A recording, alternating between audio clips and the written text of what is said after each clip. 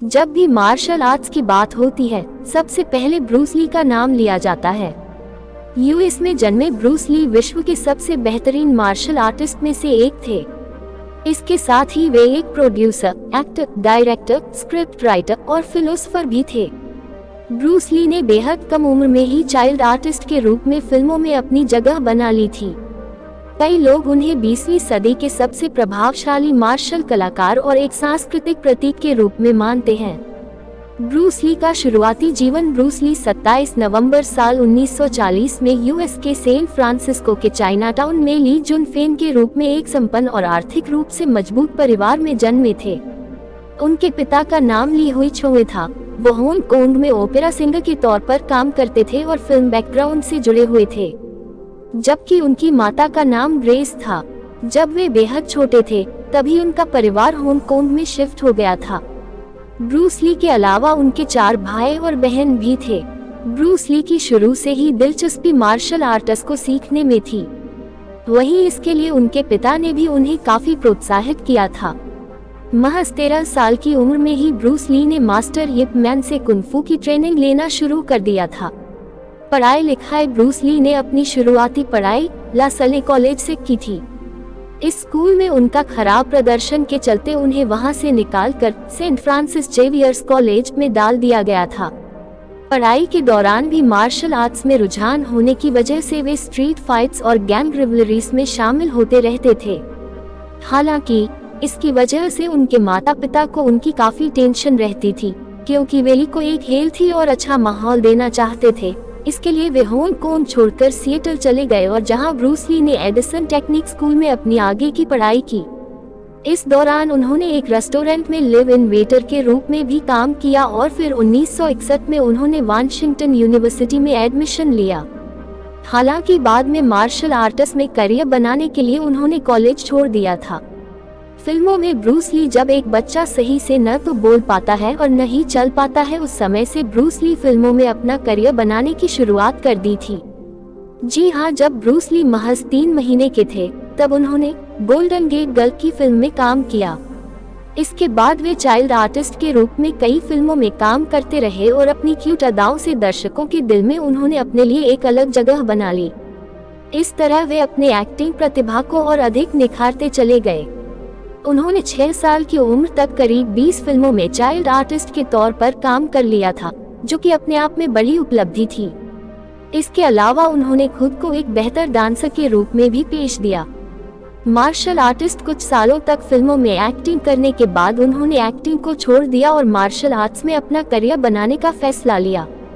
उन्होंने martial arts में अपने करियर की शुरुआत कुंग-फू के ट्रेनर के रूप में की थी और फिर उन्होंने एक मार्शल आर्ट्स स्कूल ली जुन फेन कुंग-फू इंस्टीट्यूट खोला।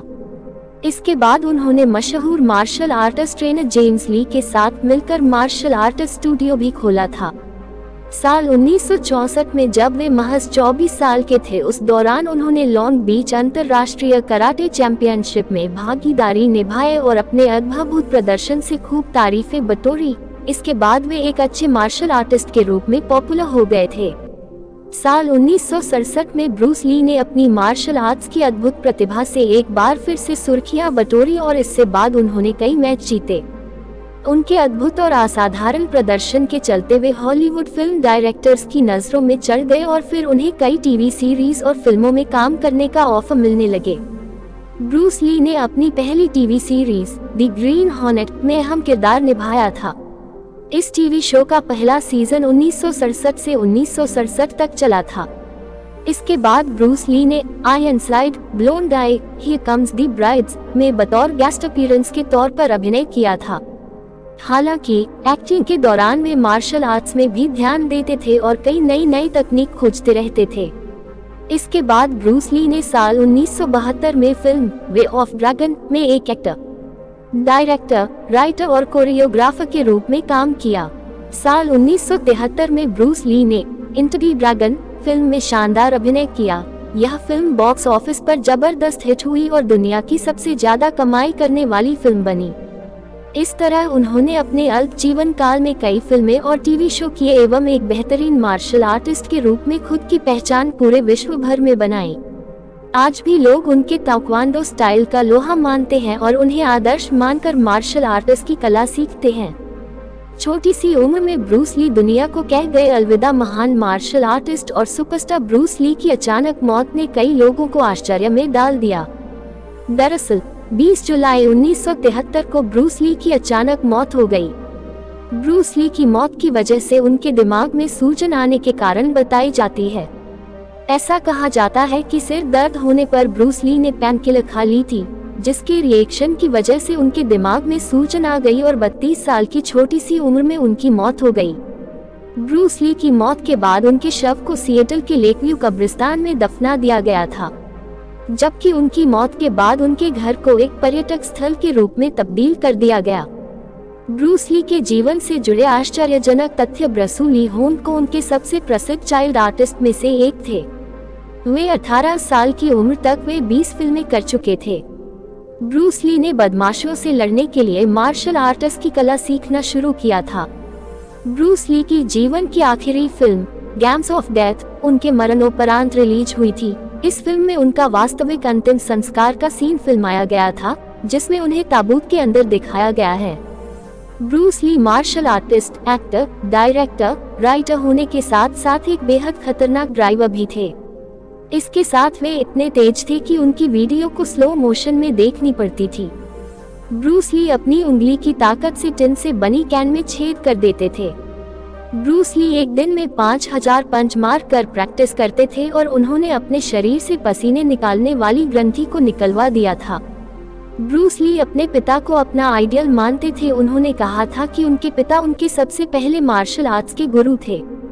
ब्रूस की जीवन की महान उपलब्धियां और पुरस्कार, वे दुनिया के सबसे बेहतरीन मार्शल आर्टिस्ट थे। साल 2013 में मरणोपरांत उन्हें एशियाई अवार्ड्स में प्रतिष्ठित फाउंडर अवार्ड से नवाजा गया था। ब्रूस ली को मरणोपरांत टाइम मैगजीन अधारा 20वीं सदी के 100 सबसे ज्यादा प्रभावशाली लोगों की लिस्ट में शुमार किया गया था। साल 2013 में मार्शल आर्ट्स के क्षेत्र में ब्रूस ली के उल्लेखनीय योगदानों के चलते चीन के गुनगझोई में 7 फुट लंबी उनकी विशाल प्रतिमा बनाई गई। ब्रूस ली होंग कोंग के चाचा डांस के भी चैंपियन रह चुके हैं। मार्शल आर्टिस्ट होने के साथ साथ ब्रूस ली एक बेहतरीन स्केच आर्टिस्ट भी थे। ब्रूस ली के अनमोल वचन हमेशा रियल रहो, खुद को पेश करो, खुद पर विश्वास रखो, बाहर जाकर किसी अन्य सफल व्यक्तित्व को मत तलाशो और इसकी नकल मत करो। एक बुद्धिमान शख्स एक मूर्ख के सवाल से बहुत कुछ सीख सकता है, लेकिन एक मूर्ख एक बुद्धिमान के जवाब से कुछ भी नहीं सीख सकता है।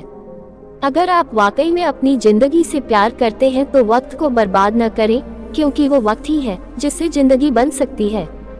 किसी भी चीज पर अपना अधिकार करना दिमाग से शुरू होता है। अगर आप किसी चीज के बारे में सोचने से काफी वक्त जाया करते हैं, तो निश्चित ही आप उसे कभी नहीं कर पाएंगे।